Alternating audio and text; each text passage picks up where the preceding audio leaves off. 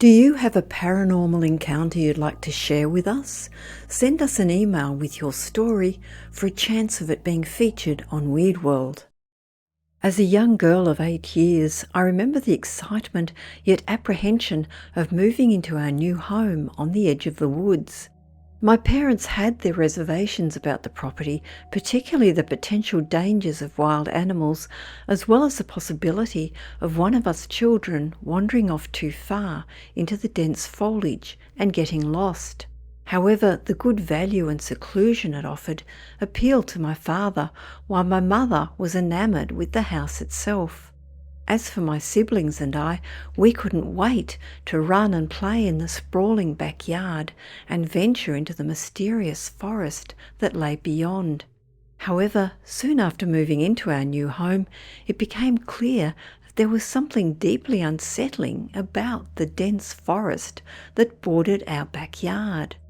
Our dogs, who were normally playful and curious, seemed to be completely terrified of the trees. They would refuse to venture into the forest for any reason, and if a toy ever accidentally rolled beyond the tree line, they would refuse to retrieve it. Whenever one of us ventured into the forest, our dogs would pace nervously, refusing to move forward any further, and would just wait anxiously along the forest's edge for our return. On several occasions, we noticed that the dogs seemed to be staring at a particular spot in the forest, while showing signs of obvious distress, and were growling and barking as if they were trying to warn us of something. My brother even tried to carry one of the dogs into the forest to show her that there was nothing to be afraid of, but as soon as he let her go, she squirmed out of his grip and ran back to the safety of the house in a panic. It was clear to everyone in the family that there was something severely off about the forest. It was a feeling we couldn't shake, a feeling as if we were being watched by unseen eyes. As the daylight faded, we would often hear the sounds of footsteps crunching through the underbrush and the sweeping of branches coming from the forest. Despite calling out on frequent occasions, there was never any response. However, shining a flashlight in the direction of the noise would often reveal a brief, fleeting glimpse of what appeared to be a person moving around in the darkness. After a pattern of this emerged, my parents, worried about our safety, immediately forbade us from venturing into the forest after sunset, and then soon thereafter, even during the day, and we were instructed to stay within sight of the house at all times. One night, my sister was gazing out of her bedroom window at the backyard and into the forest beyond when she saw a shadowy figure standing on the edge of the tree line. She reported that the figure seemed strange and disturbing, with a distorted appearance that seemed almost inhuman. She claimed that the figure was staring at her, and the experience instilled in her a deep sense of terror and unease that continues to follow her to this day. Upon calling out for our father and alerting him to the strange presence in the yard, he ran outside to investigate. But when the light from his flashlight shone upon the figure, it swiftly vanished. My sister continued to watch the spot where the figure had been standing, but it did not reappear. As the years went by, an inexplicable knocking at our back door continued to plague our home. It seemed to happen randomly, with no discernible cause or pattern. At first, my parents attributed the strange occurrences to mischievous teenagers, but they made little effort to investigate any further. However, one particularly stormy evening, the knocking became more insistent and urgent. My mother, concerned that someone might be seeking refuge from the harsh weather, ventured outside to see who was at the door. To her surprise, there was no one there, and there were no wet footprints on the porch to suggest that anyone had been standing there either. The bizarre knocking persisted throughout the duration of our time in the house, occurring in irregular intervals, sometimes for weeks on end, before disappearing for months at a time. Eventually, my parents installed a security camera, but it captured no evidence of anyone knocking at the door. Despite the security camera's lack of success in capturing the cause of the mysterious knocking, it did manage to capture something else bizarre. Approximately 3 years after moving into our home on the edge of the forest, my brother began experiencing night terrors and sleepwalking. Each time he sleepwalked, he would make his way out of the back door and head towards the forest. My mother, who was a light sleeper, would always hear the door open and quickly rush out to bring my brother back inside.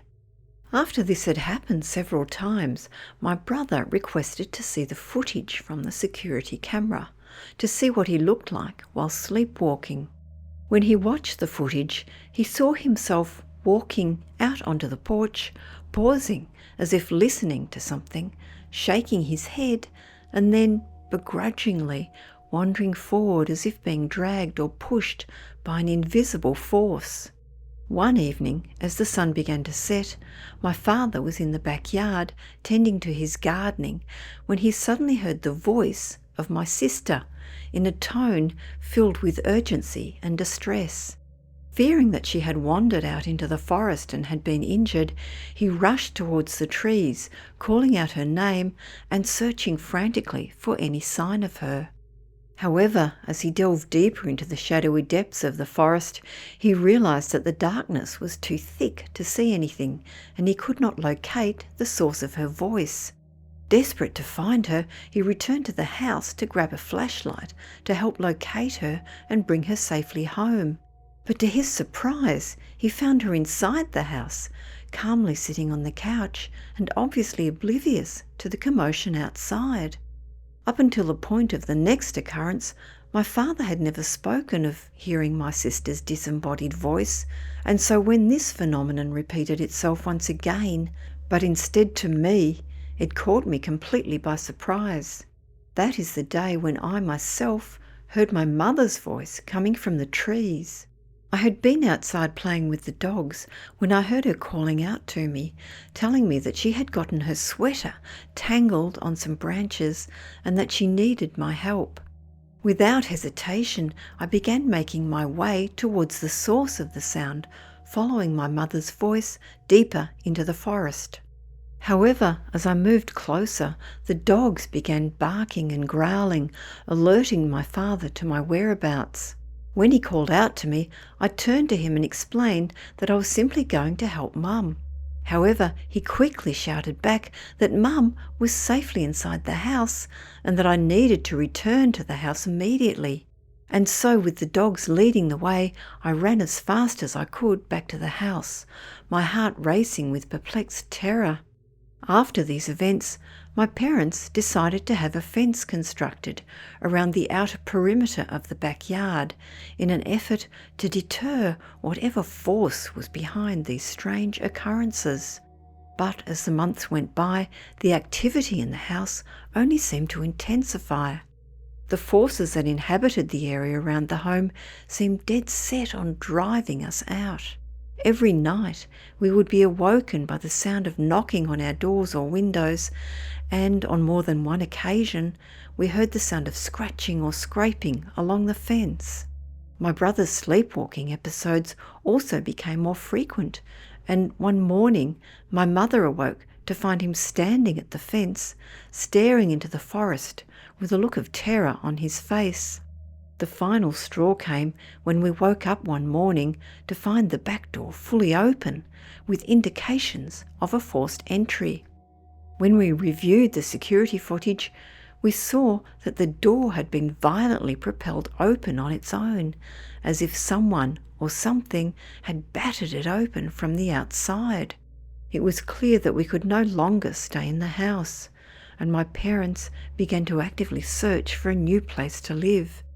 Despite the sadness of leaving the home we had come to love, we knew that it was the only way to keep our family safe. It has been nearly a decade since we left that old house on the edge of the forest, but my brother's words still linger in my mind. I have tried to put the memories of those strange and unsettling events behind me, but they have left a lasting impact on both of us. My brother's anxiety and night terrors had only worsened over the years, and a feeling of agitation and nervousness always accompanies me whenever I find myself in a wooded area after dark. But it was more than just the fear that stayed with me. It was the sense of mystery and the unanswered questions. What was it that we had encountered in that house and in that forest?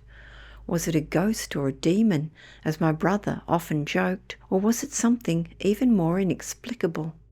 Despite my uncertainty about the nature of whatever it was lurking in the forest behind our house, I could never shake the feeling that it would have devoured us whole if it had been given the opportunity. I couldn't help but wonder that there was more to the story than we would ever know, and that whatever that strange force was, it was still out there, waiting and watching for perhaps the next family to come along and latch onto.